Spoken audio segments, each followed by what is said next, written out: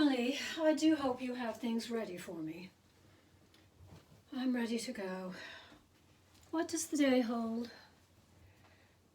Oh, good. At least you have my wine. Lovely. Cheers. Is this the book? Oh, what is this? This is the book I'm supposed to read for the children. Lovely. Well, I suppose we'd best get down to it then. All right. The story today is Everyone Knows What a Dragon Looks Like. I believe someone is casting aspersions on my ability. Let's begin, shall we? The city of Wu was perched on a hill between two mountains. On one side of it were the great plains of the north where the wild horsemen lived. On the other side was the land of China. Well, how very de rigueur. I suppose this story will be about peasants. A lad named Han was the gate sweeper of the city. He had no mother or father, and he was very poor. He lived in a tiny hut next to the gate, and his job was to sweep the road that ran through the gate. For this he was given 1 bowl of rice and 1 cup of wine every day. But that was all he had. But he was cheerful, kind-hearted, and friendly, and when he swept the road, he whistled. Everyone who went in or out of the city had a merry word for him, for that was all he had to give. Yes, well, poor fellow.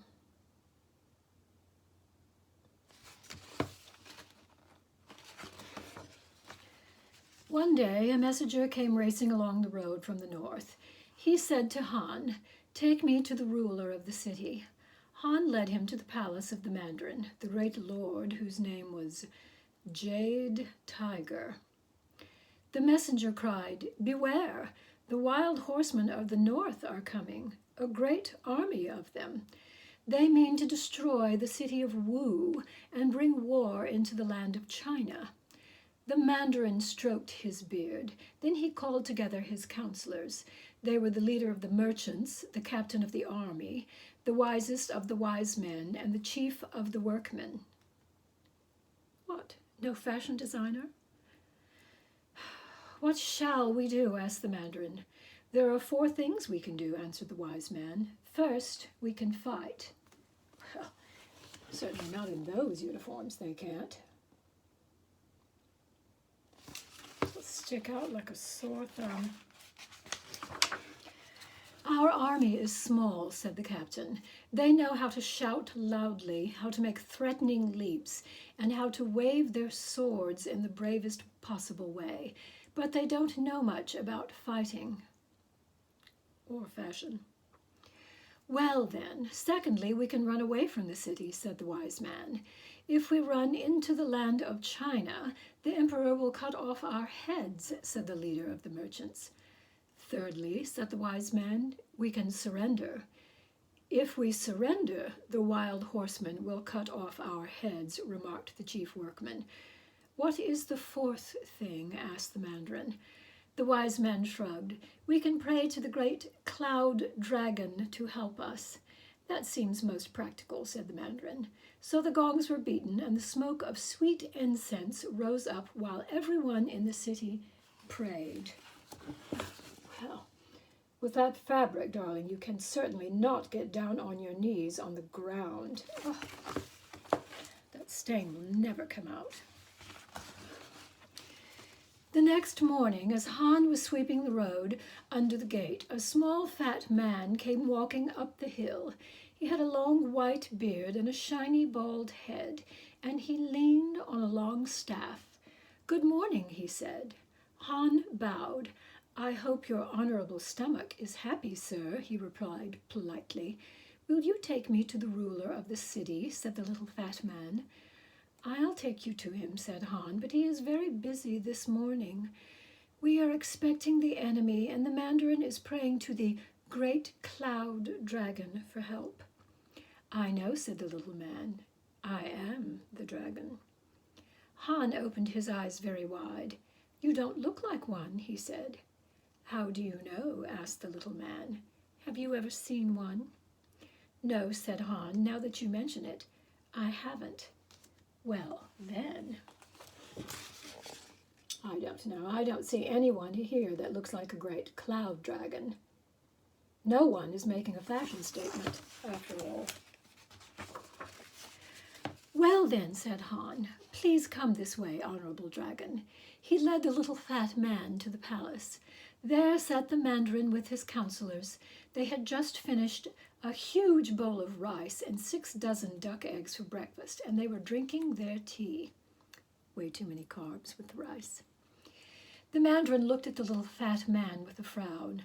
Who is this person, and why have you brought him here? He asked Han. Sir, said Han, he is a dragon. Don't be ridiculous, said the Mandarin. He is a fat man who is tracking dirt on my fine carpets. What do you want here, old man? I have come to help you, said the little fat man. But if you want a dragon to help you, you must treat him with courtesy. I have come a long, weary way. Give me something to eat and something to drink, and speak to me politely, and I will save the city. Now look here, said the Mandarin. Everybody knows what dragons look like. They are proud lords of the sky. They wear gold and purple silk. They look like mandarins.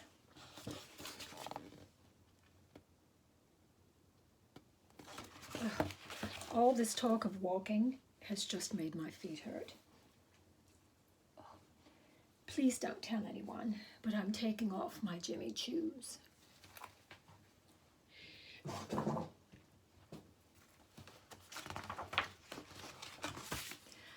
How do you know? Asked the little man. Have you ever seen one? Certainly not, said the Mandarin, but everybody knows that's what they look like. Isn't that true, Captain? The captain of the army sat up straight, brushing grains of rice from his uniform. Not at all, said he. Everyone knows that dragons are fierce and brave like warriors. The sight of them is like the sound of trumpets. They look like captains of the army. Nonsense, interrupted the leader of the merchants. Dragons are rich and splendid. They are as comfortable as a pocketful of money. They look like merchants. Everyone knows that. The chief of the workmen put in, You are wrong. Everyone knows that dragons are strong and tough. Nothing is too hard for them to do. They look like workmen. The wisest of the wise men pushed his glasses up on his forehead. The one thing that is known, and indeed I can show it to you in 47 books, is that dragons are the wisest of all creatures, he said. Therefore, they must look like wise men. Oh, look at that. There is not one wise woman amongst them. Obviously, they don't know everything there is to know. At that moment, they heard screams and yells from outside. A messenger came running into the palace. My lords, he shouted, the enemy is coming. The wild horsemen are riding across the plain toward the city gates. What shall we do? Everyone rushed out the gate to look. Far away, but coming closer every second, was the dark mass of horsemen. Dust rose high from their horses' hoofs, and their swords and spears twinkled in the sunlight. Oh, please don't tell me they blinged them up. The little fat man stood quietly leaning on his staff. If you will treat me with courtesy, he said, I will save the city. Give me something to eat and something to drink, and speak to me politely. That is the only way to get a dragon to help you. Piffle and Poffle, cried the Mandarin. You are not a dragon. Everyone can see that you are only a dusty old wanderer. We have no time to give you free meals or to talk politely. Get out of the way. Oh, dear heavens, look at that Mongol. Someone needs to tell him that animal prints were so last season. And he ran home to the palace and crawled under the bed where he lay shivering. "My gallant army," commanded the captain, "follow me." He turned and ran to the barracks, and all his soldiers followed him. They all hid under their beds and lay there shaking. The merchant, the wise man, and the chief of the workmen fled to their own houses, and all the people hurried after them. In a few minutes the streets were empty except for Han and the little old fat man. "Well," said Han, "I don't think we have much time. The enemy will be here soon. I don't know whether you are a dragon or not, but if you are hungry and thirsty, please do me the honor of coming into my humble house." With a low bow, he showed the old man the way into his tiny hut. There he gave him the bowl of rice and the cup of wine, which were all he had. Which reminds me, I'm parched. This was an excellent vintage. The old man ate and drank. Then he stood up. "I don't think much of the people of Wu," he said, "but for your sake, I will save the city."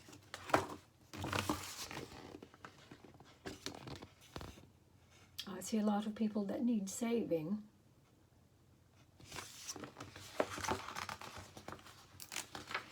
He went out to the gate. The wild horsemen were very close. They wore fur caps and the skins of tigers. They shot arrows at the city as they rode hard on their shaggy horses. The little fat man puffed out his cheeks. He blew a long breath. The sky grew dark and lightning sizzled from the clouds to the earth. A wind arose. It caught the wild horsemen and blew them far and wide. Those who escaped turned and galloped madly away through the storm. The sky cleared, the sun shone again, the plain was empty. The little fat man said, "Now I will show you what a dragon looks like."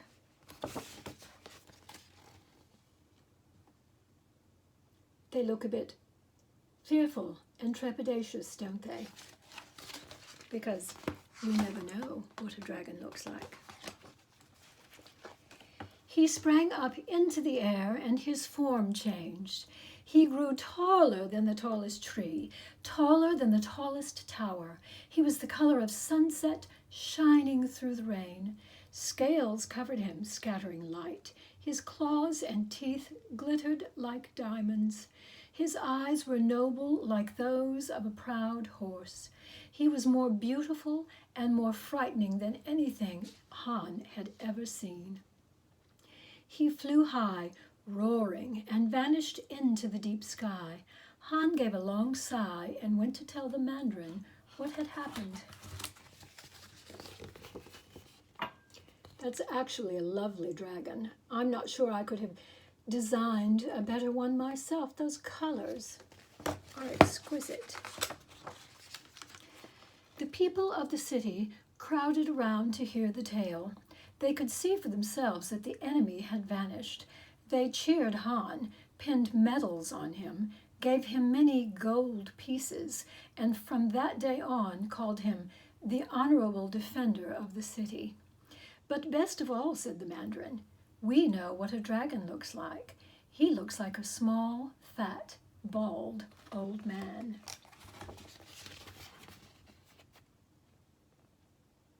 Han, however, needs to learn the rule of 13 as far as pieces of jewelry and accessories.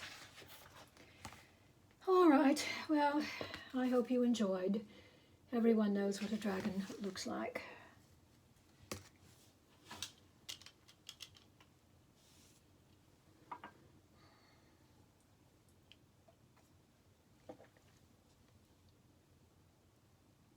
That's all.